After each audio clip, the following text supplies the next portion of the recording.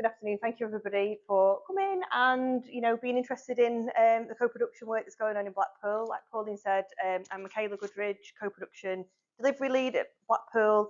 I've got a background in social work and over the past 15 years worked in Blackpool in both third sector and local authority in quite a few different roles. And for the last 9 years, I think maybe, working alongside Pauline on this co-production journey.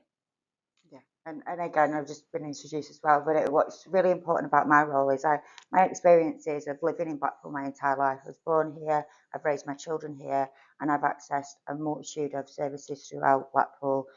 So that's where my experience comes from, but also that relatability of bringing other people in that have also had the same or similar experiences, and being able to support them to use their voices in a way that's meaningful to them or that they feel able to do.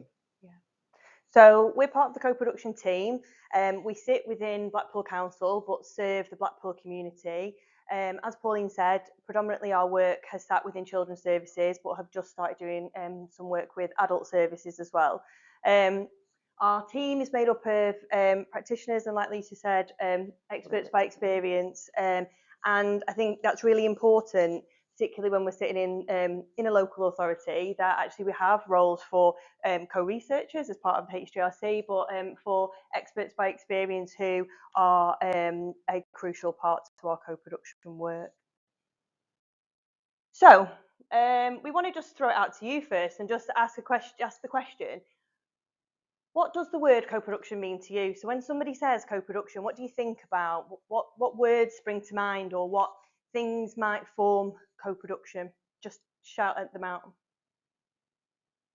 It's okay if nobody knows anything. Lots of different types of people. Yeah, wonderful. Wonderful. Yeah. Yeah, yeah. All absolutely valuable processes in co-production. Because nobody shouted out the arts or theatre, which is what a lot of Yeah, it's people very first true. go to when they hear the term co-production. Yeah, we did a Google search, didn't we? And there are so many different definitions of what co-production is, and so many different interpretations of what co-production can be. So we're just going to talk to you about what we think co-production is in Blackpool, and like Pauline said, kind of really authentic and true co-production. So this is a definition of co-production that we've coined in Blackpool and that we work to. So an approach where people work together as equals towards a shared goal through shared learning, shared responsibility, and we think really importantly, shared power. And I think that leads to your point there, Si, about equity and how we do that together. We know that co-production is absolutely what you were saying before about bringing people together. So we work with a range of different stakeholders. That includes our experts by experience, that includes practitioners who work in frontline services, that includes third sector and academics. And really importantly, leaning into this point about shared power, having a senior sponsor. So somebody who in a senior role within an organisation, a service, who usually or typically has the power to make decisions, who is willing to share that power with us so that we can make collective decisions about our systems change. So it benefits everybody involved, not just the people that are using the service, but also those that are working within it. So we also like to talk about our work being rooted in social justice. We think that's really important in all of our work. This is about how we can share experiences, like we say, so we're learning from each other all of the time, and we think that creates really strong solutions to problems.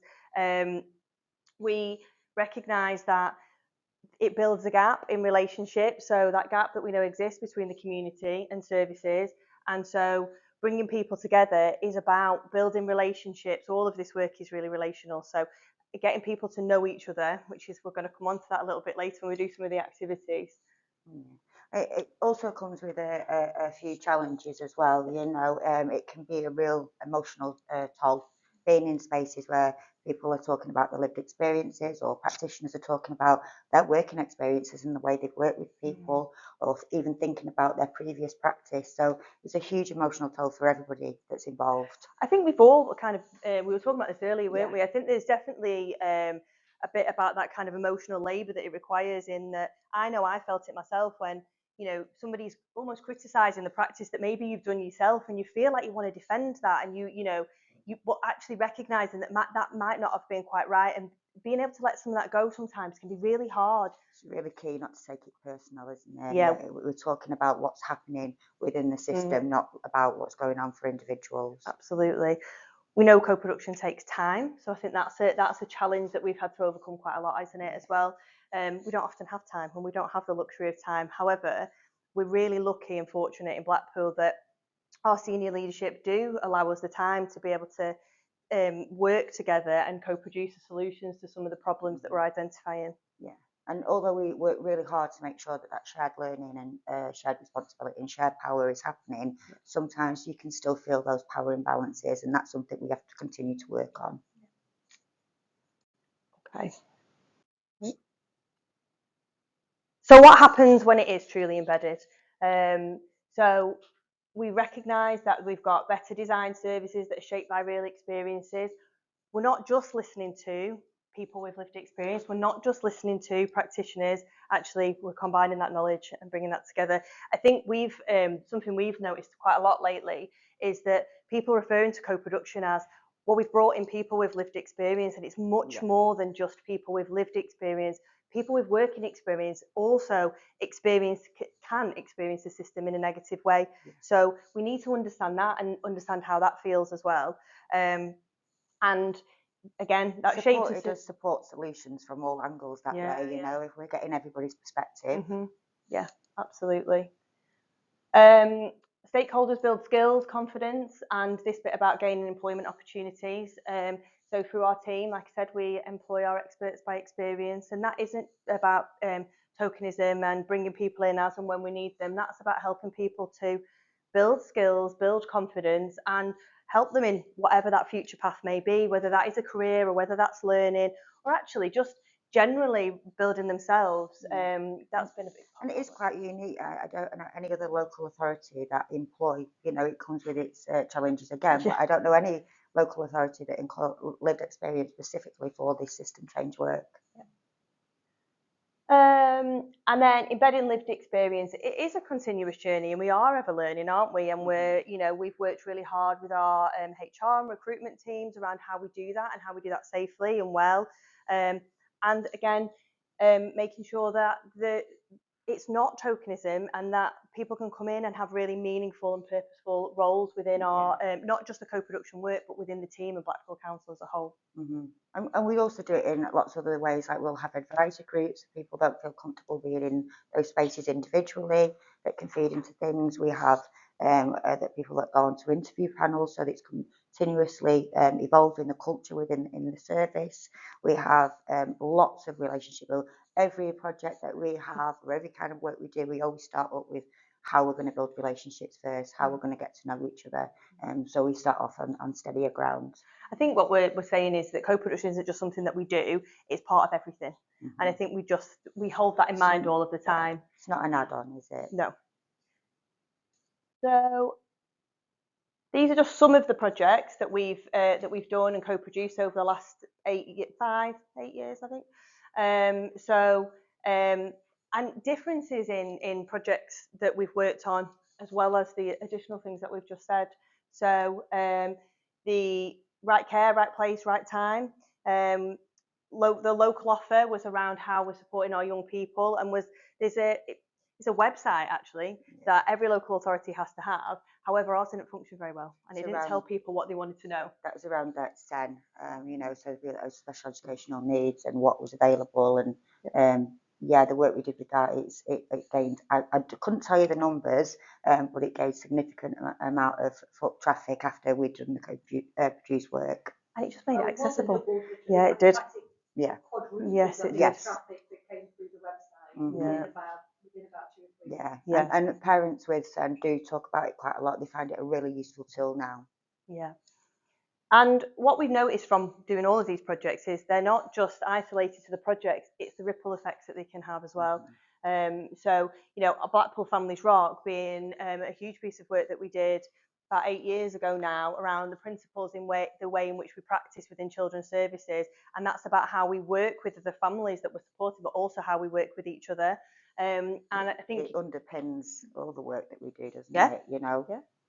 And I remember you saying to me at the very beginning of that, I don't think I will ever see change or feel change in the lifetime of my children being children. However, I think that on the contrary, I think you actually did feel that. I feel quite a bit of change. Yeah, I got a lot of difference in the way that people worked with me rather than telling me what to do.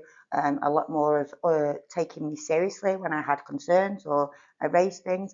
It being more of a conversation rather than, well, we'll take that on board, but this is what you're kind of doing. So yeah, it was very different.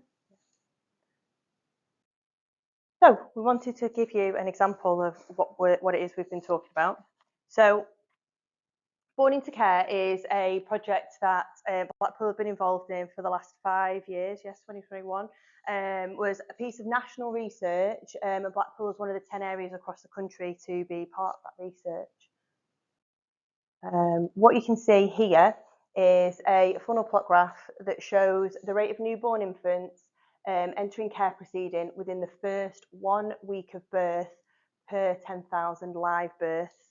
And these dots on the screen you can see here are the local authority areas, and the solid black line across the middle here is the national average. And that the dot right at the very top there in the red circle, that's Blackpool. And this data is from 2016, and we know this is slightly different, but this is what set us off on our co-production journey. This showed us that actually we need to do something, and we need to do something differently, and we recognised that the way to do that was through co-production.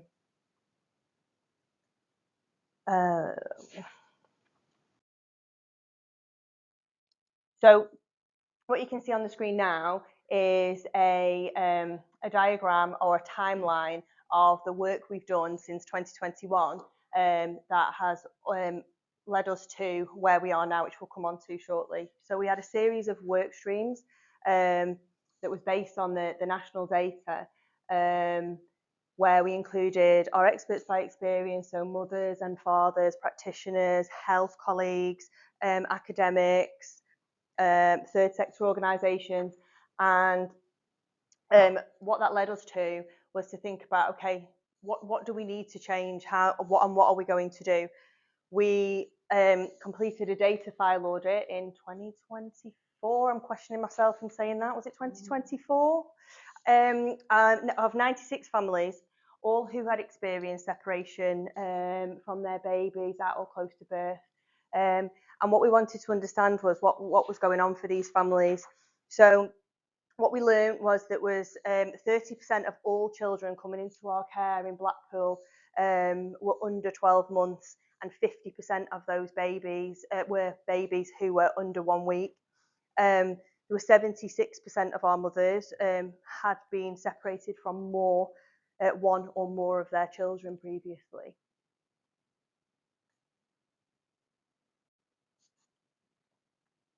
So through all of those work streams, we were understanding more and more what families were needing. They told us that the system was complex, and Lisa's going to talk to you about a resource that we co-produced.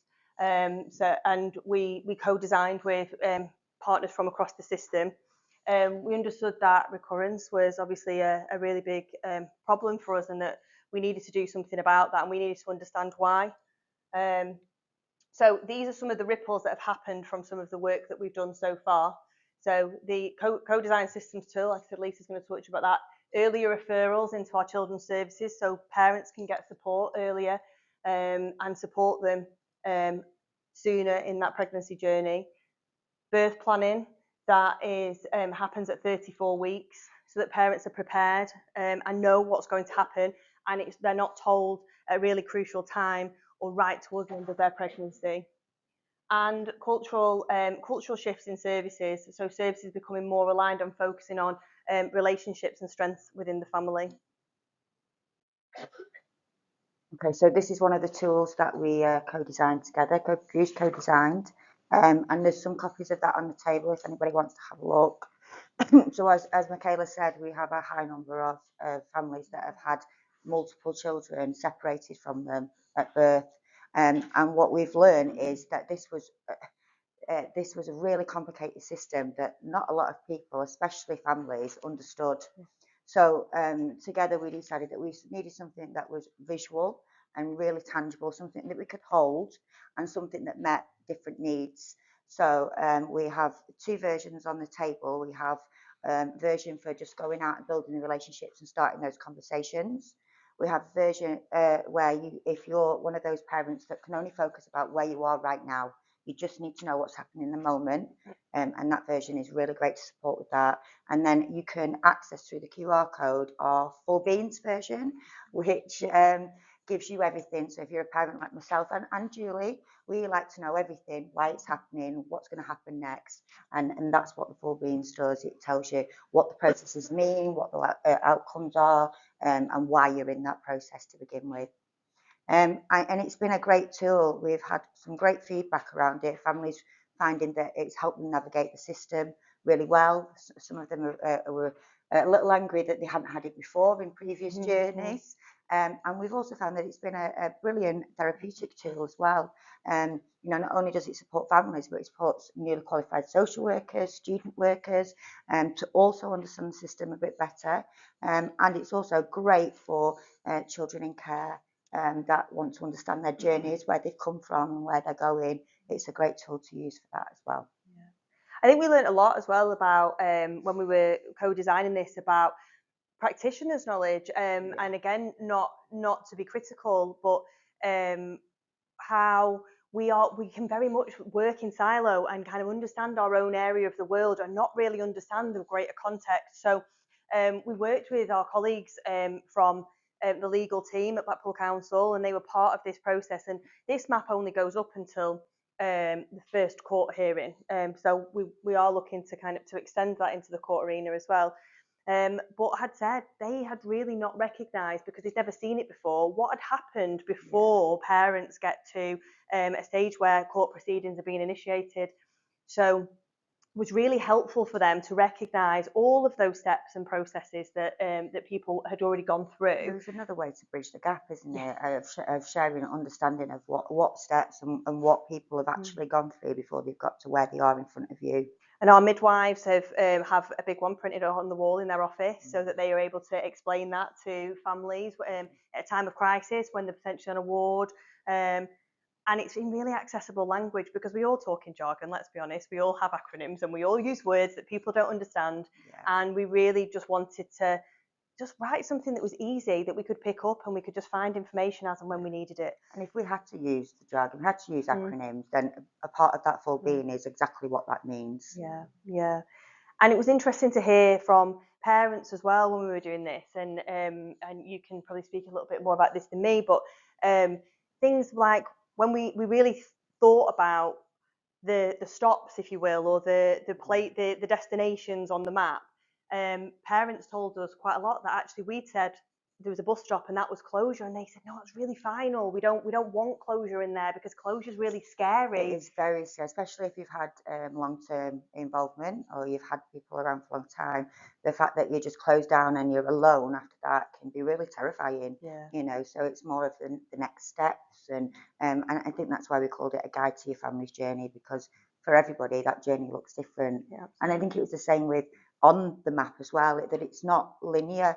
We don't go from this point to this point. You know, you can come from here, you can go backwards, you can go further along. It's continuously changing, isn't it? And I think that just like kind of it leans into what we're saying about co-production, is that we all thought it's a great idea to have a tram because that represents Blackpool, but actually a tram is linear. So actually, yeah, exactly. So, you know, actually listening to that and hearing that, we talked a lot about the imagery and the things that we put on there. We talked a circus tent. One of them was, didn't you, as well? I was like, absolutely not. We can't, you know, because that's something that would families would see as, are you assuming that I'm a joke or I'm entertainment? You know, so these kind of things really matter when you're trying to produce tools like this. Yeah, so we learned an awful lot from this process, and you know how co-designing a tool can be something that is really impactful if we get it right. Yes. It's ever evolving. It will never stop changing. The system changes all the time, so it has to be What something version that are we on now? I've no idea what version we're on now. I think I stopped counting. I definitely do. Okay, so yeah, we learned an awful lot from co-designing the map and translating this really complex system. We've continued on that journey since we've been doing the map, and like I said, we recognise that recurrence has been a really big factor when we're speaking to a lot of our parents, and knowing that we didn't have a service or an offer that supported parents when they've been separated from one or more of their babies. So we co-designed and co-produced what we now call our Waves offer. So we had a lived experience. Yeah, we had a lived experience work stream. That's the words I couldn't find. Yeah. The lived experience work stream, and we had a recurrent care work stream, and recognised that we were saying the same things, yeah. And they were what was coming out of both of those was very, very similar. So the Waves offer sits within a wider support network for parents. So we already have for Baby Stake in Blackpool, we have our early help offer. We have the early parenthood service, and we also have Lancashire Women.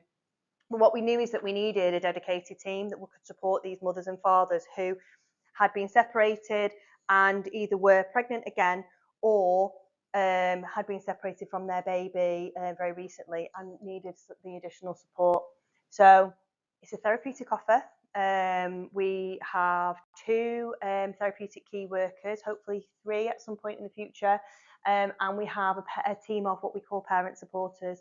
So team of parents who have lived experience of separation from their babies or the court system, who walk alongside parents during this really difficult time, and working together with the therapeutic key worker, offering an open-ended offer of support for as long as they need it, and a support that meets their needs and not something that we're telling them that they need to do. I think it's important to say as well, this is a really unique service, you know, to have parent supporters. This is a lived experience role. This is from parents that have actually experienced this journey or had a similar journey, walking alongside other parents at one of the toughest times in their life, being able to empathise and relate to each other and feel like you're supported and held up rather than just left stranded. Yeah. Really important. The offer, so they're at the core of the offer, the therapeutic key workers and the parent supporters, and then around that is the ripple or the wave, if you want to look at it like that.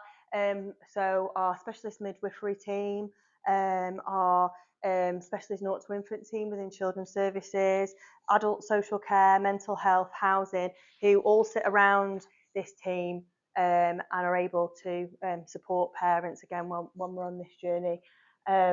I think it is very unique to Blackpool. We've learned a lot from other areas, haven't we, about support that's offered in different places in the country, and thought about what works for us and what didn't. We did get a lot of learning from different areas that do have lived experience, peer navigators or support workers. But we, as we do with co-production, we made sure that it was tailored specifically for parents within Blackpool and what fit the would need to fit with their Waves offer. So the unique part of this is definitely the parent supporters. And yes. Talk a little bit about the parent supporters. Yeah. And again, it's they kind of have it's part of like mentoring, befriending, and supporting all in one. Like I say, they have had similar journeys, or some of them have had the same journey, and they're supporting parents, like I say, at the worst time of their life. And it's simple things like just being at the end of the phone, you know, going to an appointment with them, supporting them after meetings, all the things that there isn't the support in place for, they are there because, and then they're coming out and they've got someone they can talk to that they know understands, that they know has been there, that knows that can walk alongside it. Sometimes just sit with them in it, you know, letting them feel those feelings and until they're through. Yeah, one of the parent supporters actually said to me, and I think it's important for us to say that when parents feel heard, you can feel the difference it makes to them. and they know that we don't have to imagine the impact because we remember it. And I think that's really important, because we all are in our roles and our jobs because we care, and because actually we've come into this because we want to do something differently. And I think we empathise absolutely, whereas parent supporters know how They know that the feels. feeling, yeah.